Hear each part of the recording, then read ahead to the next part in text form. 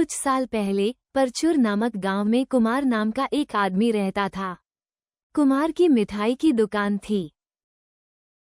कुमार ने यह बात अपनी पत्नी से कहा। मैं सोचता हूँ कि मुझे शहर जाकर कुछ मिठाई खरीदनी चाहिए। ठीक है, लेके आओ। कुमार शहर के लिए निकल जाता है। मिठाई बनाने और उसे लाने में कुछ समय लगा। इस बीच शाम ढलने लगी है। अरे नहीं, शाम हो गई है।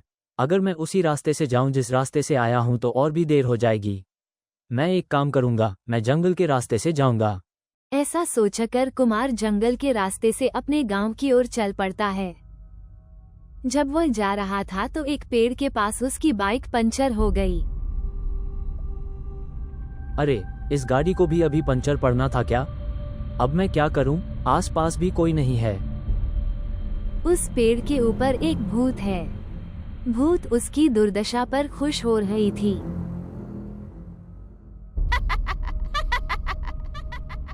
मैं थोड़ी देर उसके साथ खेलना चाहती हूँ। ऐसा कहते हुए भूत मिठाई का डिब्बा नीचे गिरा देती है। ओ मेरी मिठाई, आज मेरा समय ठीक नहीं है। अरे, ये कैसी गंध है? जब डिब्बा खोला जाता है तो अंदर रखी मिठाइयाँ भूत को दिखाई देती हैं। ओह वाह, इतनी मीठी खुशबू मुंह में पानी ला देती है। इस बीच कुमार मिठाई का डिब्बा वापस अपनी बाइक पर रखता है और चल पड़ता है। उन मिठाइयों की गंध से आकर्षित होकर भूत उसके पीछे पीछे घर तक आती है। इतनी देर क्यों हो गई? रास्ते में बाइक खराब हो गई। लो, ये मिठाइयों का डिब्बा अंदर रख दो। ठीक है। जैसे ही वे दोनों बिस्तर पर जाते हैं, भूत घर में आ जाती है। उन्होंने वो मिठाइयाँ कहाँ रखी? वे वहाँ हैं। भूत को मिठाई का डिब्बा दिखाई देता है। भूत एक बक्सा लेकर घर से बाहर आती है।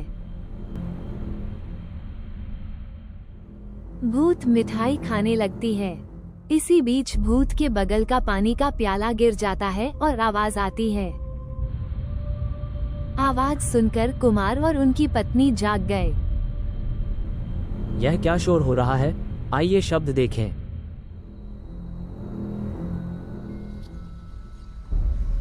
ये कहकर वे दोनों बाहर आ जाते हैं। उन्होंने बाहर मिठाई का डिब्बा देखा।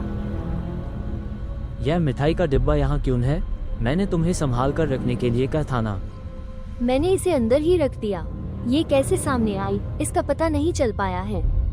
फिर कुमार मिठाई का डिब्बा ले लेता है। ओह, उन्होंने फिर मेरी मिठाइयाँ ले लीं। भूत गांव में घूमती है, किसी के घर में जाती है, सारा सामान बिखेर देती है, मिठाइयाँ खा लेती है और चली जाती है। अरे बाप रे, अरे बाप रे, सब लोग आ जाओ, चोर हमारे घर में घुस आए।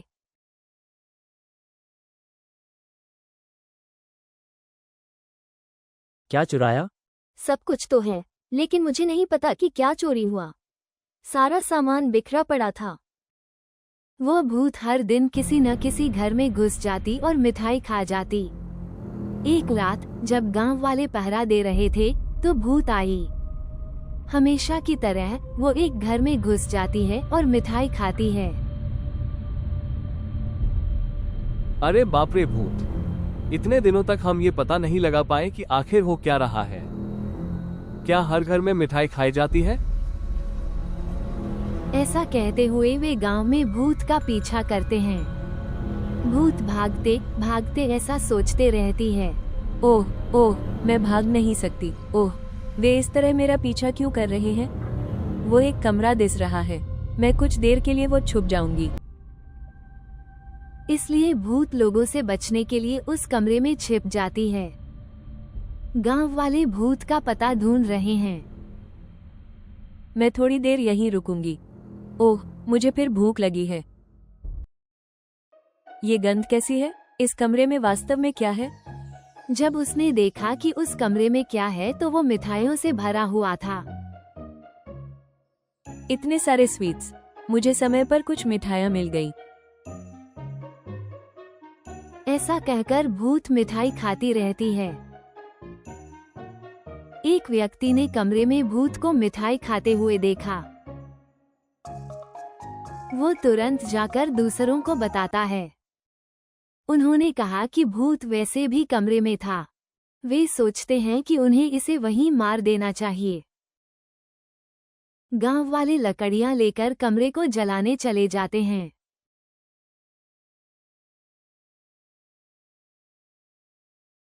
भूत सारी मिठाइयों की देखभाल और उन्हें खाने में व्यस्त है।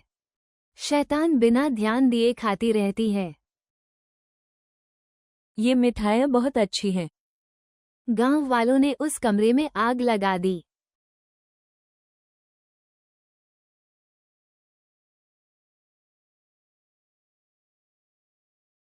क्या इसमें कुछ जलने जैसी गंध आ रही है? क्या? जब तक भूत को पता चलेगा कि वास्तव में क्या हो रहा है, तब तक कमरे में आग लग चुकी होगी।